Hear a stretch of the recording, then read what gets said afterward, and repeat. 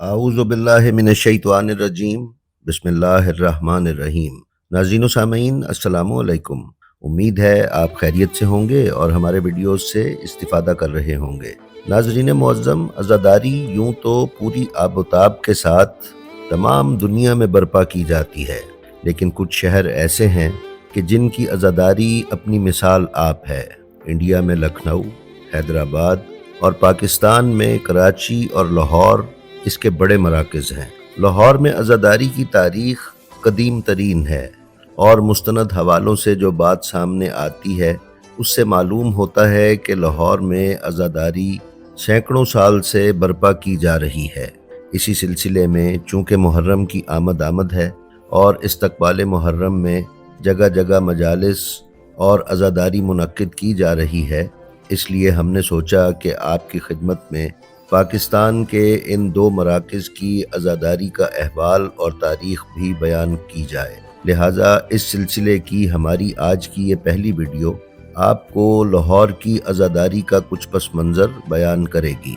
تو آئیے چلتے ہیں اپنی آج کی ویڈیو پر، لیکن ویڈیو پر جانے سے پہلے ہم آپ کی خدمت میں روز کی طرح گزارش کرتے چلیں کہ ہمارے نئے شروع کیے جانے والے channel blend of history English کو بھی سبسکرائب کر لیں اور اس کے بیل آئیکن پر کلک کر کے آل نوٹیفیکیشنز کی سیٹنگ کا انتخاب کر لیں تاکہ آپ اس چینل پر پیش کیے جانے والے تعلیمات محمد و آل محمد علیہ السلام پر مشتمل انگریزی کانٹینٹ سے محروم نہ رہ سکیں۔ ناظرین، پاکستان کے قدیمی شہر ملتان اور کراچی کے ساتھ لاہور کی عزاداری تاریخی اور قدیمی ہے۔ لاہور کی اپنی تاریخ بھی ایک قدیمی تاریخ ہے۔ راجپوت دستاویزات میں اسے لوہ کوٹ یعنی لوہ کا قلعہ کے نام سے پکارا گیا ہے۔ 9ویں صدی عیسوی کے مشہور سیاح الادریسی نے اسے لہاور کے نام سے موسوم کیا۔ کتاب فتوح البلدان میں درج 664 عیسوی کے واقعات میں لاہور کا ذکر ملتا ہے، جس سے اس کا اہم ہونا ثابت ہوتا ہے۔ یہ تو مختصر سا تعارف اس شہر کے قدیمی ہونے کا ہے۔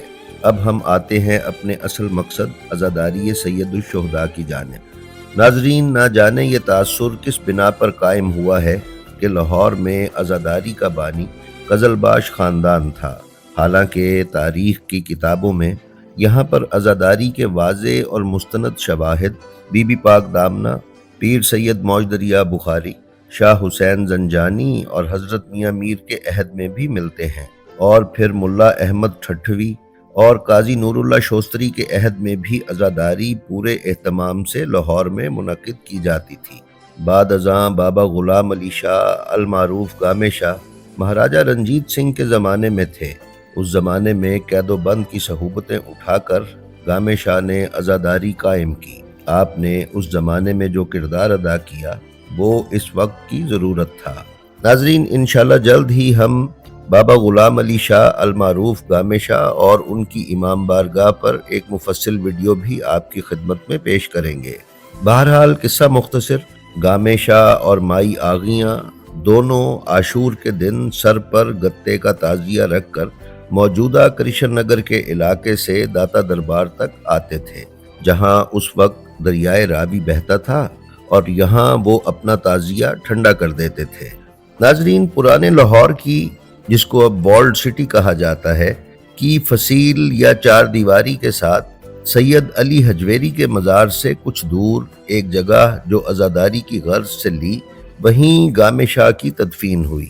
نواب مظفر علی خان نے اس جگہ کو 20ویں صدی میں خرید کر یہاں امام بارگاہ قائم کی، جو کربلا گامے شاہ کہلاتی ہے، جسے اس وقت لاہور اور پنجاب کی عزاداری کا مرکز کہیں تو غلط نہ ہوگا۔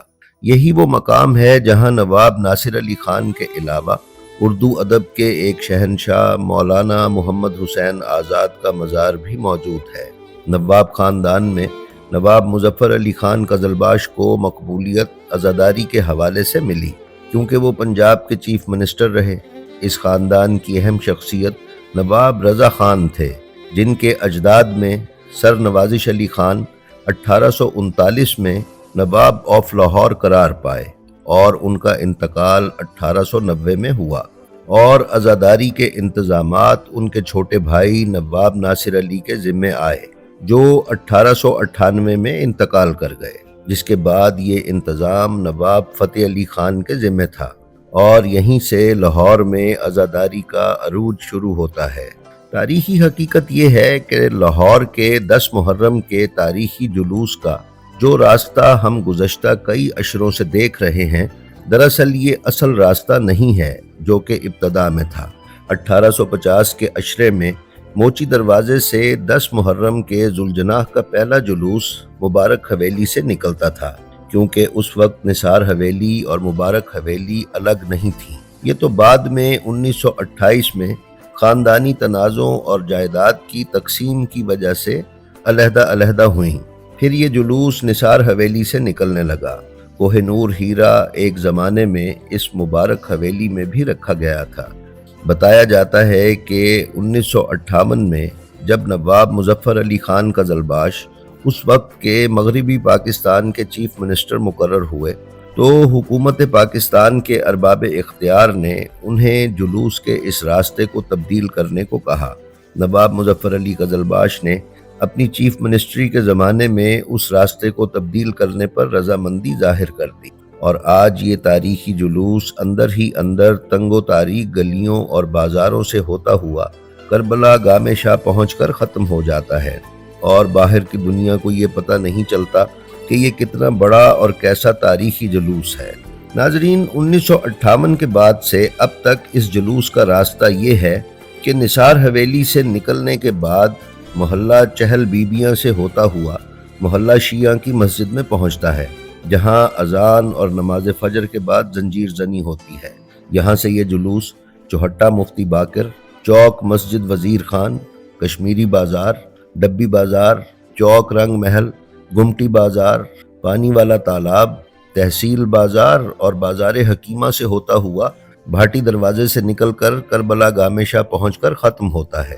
شہر کے اندر ہی اندر اس جلوس کے نکلنے کا ایک نقصان یہ بھی ہوا کہ 3 یا 4 بار بہت شدید شیعہ سنی فسادات اسی جلوس کے موقع پر اندرون شہر میں ہوئے۔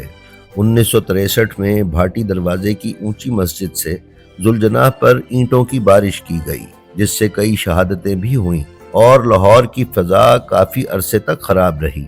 ایک زمانہ تھا جب لاہور میں واحد ذوالجناح قزلباش نوابوں کا تھا، لیکن پھر الف شاہیوں اور آغا شاہ زمان نے بھی ذوالجناح رکھنے شروع کیے، اور اب لاہور میں 60 سے زائد ذوالجناح ہیں، اور شہر میں 7 محرم کو 7 ذوالجناح نکلنے کی روایت بدستور قائم ہے۔